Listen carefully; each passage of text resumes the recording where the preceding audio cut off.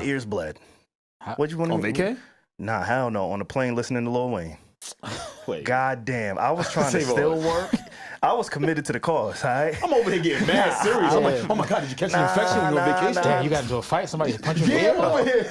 I was committed to us. And I said, you know what? Yeah, that Carter spin? Top 5 Dead or Alive, no Jada Kiss.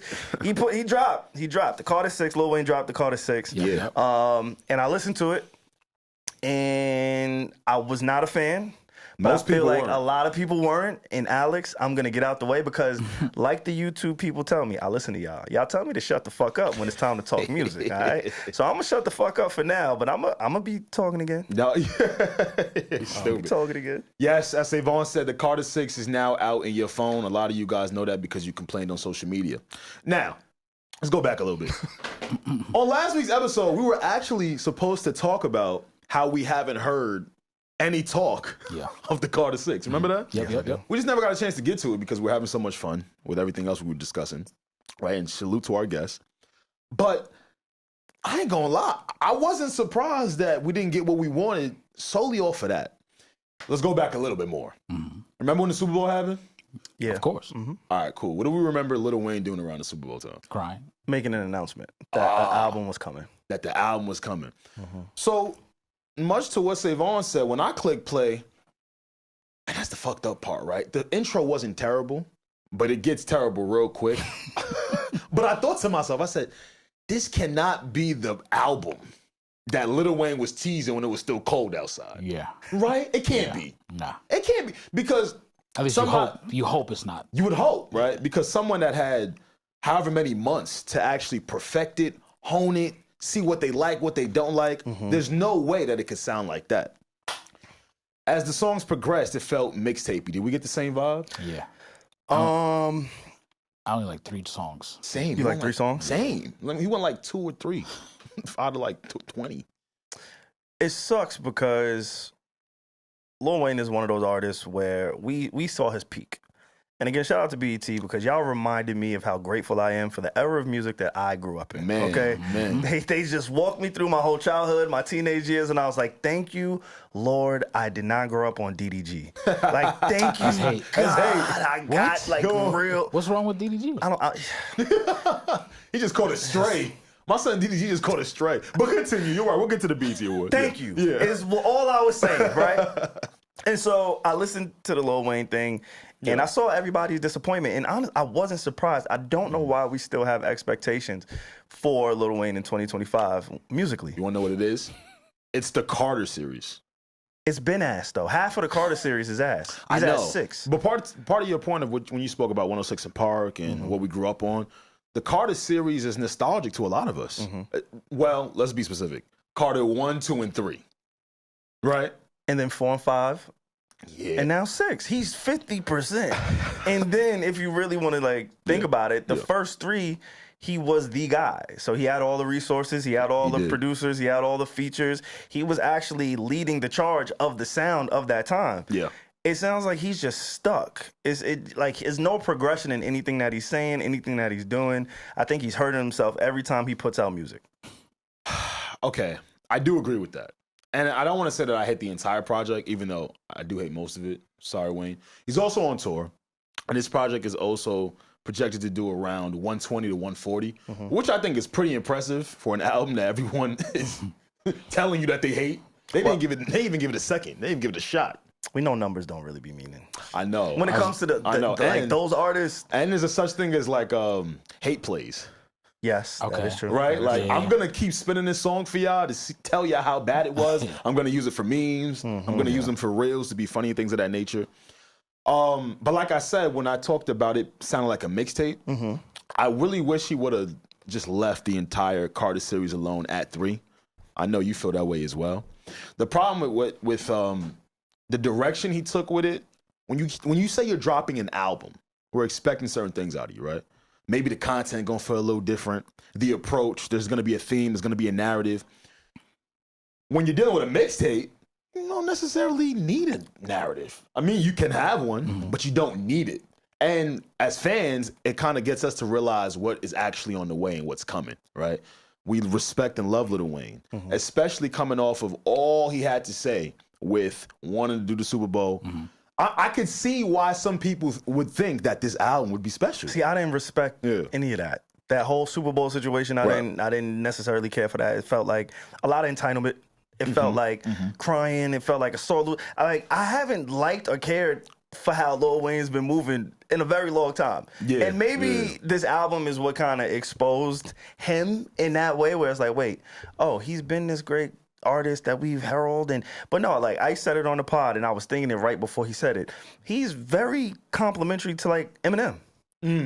To where they're they're just really good rappers. I was just about to get to that, actually. Like, they're just really good rappers. I was actually just going to get to that. And they don't say anything. They don't stand for anything. It's like, I can't connect on you. It's only so many metaphors that I can hear about you eating pussy. That's the thing. That's right. I heard it all. We heard Pussy Monster. I was there for Pussy Monster in real time. And it was cool when you did it then, but it's like, where's the evolution? Rap fans say that Lil Wayne should hang it up, retire.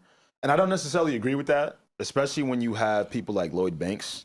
Lloyd Banks was coined as the PLK, the Punchline King, right? And in his later works, as of lately, right, we're hearing more of the maturation from Lloyd Banks, right? As to when there was a time where maybe certain people would say he was dependent on there being a punchline. That's all I heard on this Wayne album, right? Like an older gentleman just trying to get a bunch of these punchlines off. And I'm like, dog, back then, all of that worked. Yeah, it made sense in the moment. It wasn't cringy. Some of the punchlines just come off as cringy now. And I want to salute Lloyd Banks for realizing that in maturation and with his artistry and his music. Because now when you listen to him, we're hearing about him as a person, him as a father, some of the things he wants to go about and do, right? And I'm sure Lil Wayne has heard this 1,000 times and he's going to do whatever he wants to do. But if he decides to step into that lane, lean into maybe a version, a side of him that we haven't seen before, I don't think he should step away. But the punchline thing, it's time, man. My thing with Wayne is you've had a career since you was a child. Yeah. Right? Like, so you have a ton of life experiences. You've been through a ton, like you've had tax issues. You and the person you claim or use as a father figure, y'all haven't seen eye to eye. You signed some of the biggest stars in the world. You were the shadow, then you got overshadowed. Like, you have so many different things to really talk about. You have substance to your career. It's like, why can't you figure out a way to put that into the content? Like, your audience has grown with you. But you want to know what it is, though? I think a lot of people are subject to the same experiences over and over and over again. So to your point, even though he did start it pretty early, I think to his detriment, him doing the same things maybe over and over again is probably why he can't speak to other shit. And maybe we could be wrong, but also the whole, oh my God, I don't know what's going on with anything, Wayne. I'm tired of that. Wayne's World. I don't even believe that. That's what he's called it over the years. I live in Wayne's World. But I'm hearing him reference things. Like, I heard him reference homie from Friends, Matthew, what's his name? So I'm like, wait, so you know Matthew from Friends? But who? Perry. Yes, thank you. And rest in peace. Matthew Perry. I'm like, so wait, you know about Matthew Perry and this and that, but certain rappers come up to you and you have no idea what's going on. It's kind of like Casanat. Again, we're going to get there. Wow. We're going to get there. It's kind of like Casanat. A little bit. Just in your own world type shit. Right? Yeah, I see what you're saying. Yeah, I don't know. I just feel like he's had a career. So you could give us a little bit more. You think he's trying to be too eclectic? I just think he just doesn't care. Yeah. Honestly, I think he lives in his own world. Like, we see artists become legacy acts, but he's one who still tries to compete in today's era, right? Like Snoop dropped an album.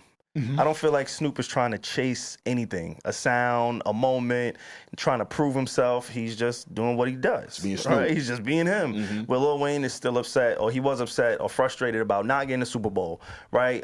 We see him, you know, there was speculation about a Drake and Kendrick kind of situation.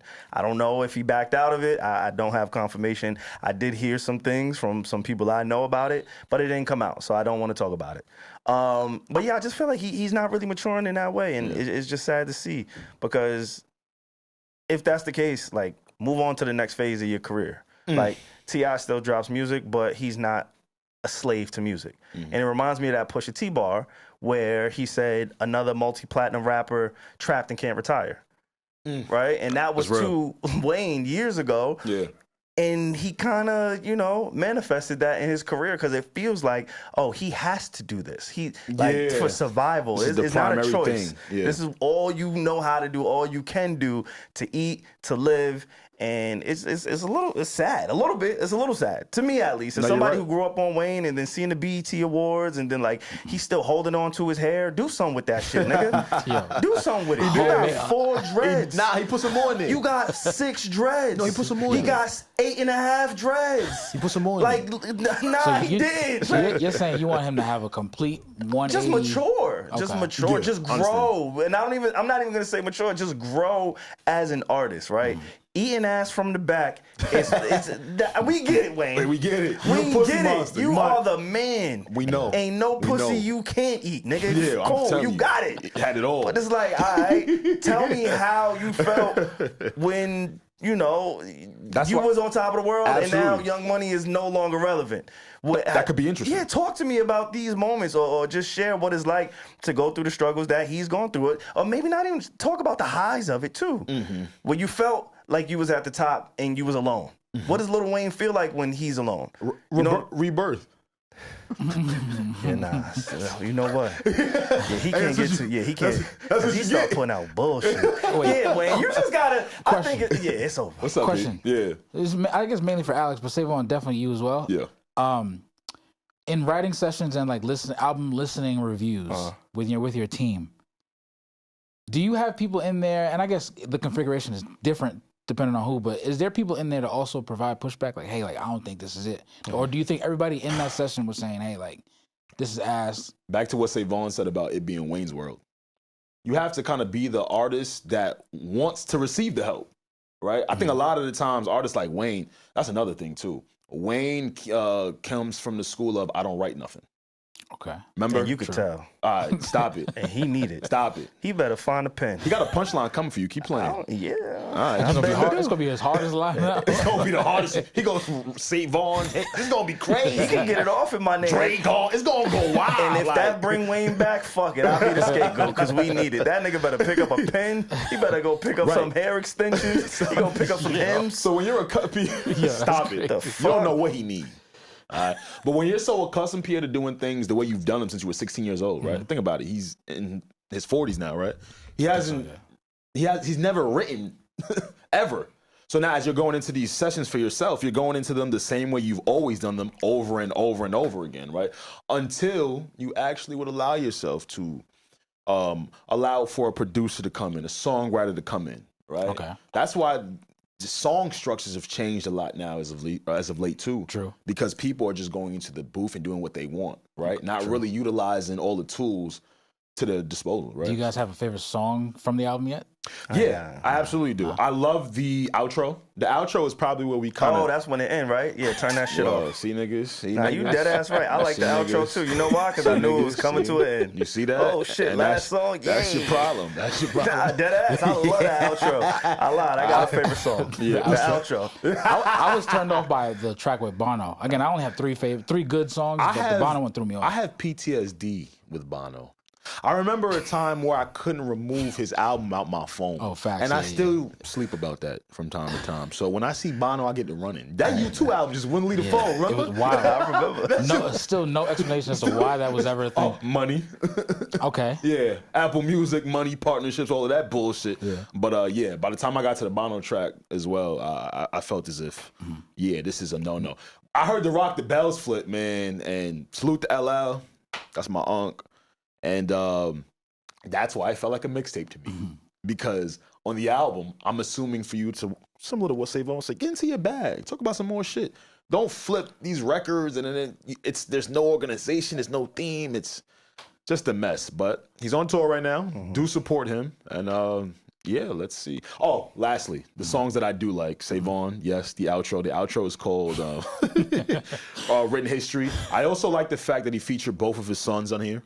Lil Novi, who comes from Playboy Cardi School, and Cameron Carter. So that was super dope. Another song I really, really like, probably my favorite song is Flex Up. Okay. Great production, easy to listen to. You don't have to guard your ears. Yeah. But salute to Wayne. Let's see what he does next. And Hopefully he listens to some of this. Yeah. Stop acting like you in Wayne's World. You hear some of this. He probably won't. Yeah. I hope one of the things he does is he leans into who he was and who he could be. The skateboarder. No. That's what I'm saying. It's the same experiences. No, man. Do you see what I'm saying? No. The same experiences? No. You keep doing the same shit? The mix, like something you forgot. One of my favorite Okay. Wayne songs ever. Okay. Buried. You'll probably never get it on DSPs. If you're from our time period, you know that song. I see what you're saying. That's pain. I felt that. I literally have cried to that song. Yeah. Like that. I could probably tattoo the whole verse on my arm. That's a real song. You know what I'm saying? Like lean into those moments, and I think BET did a really, really phenomenal job of leaning in to who they were.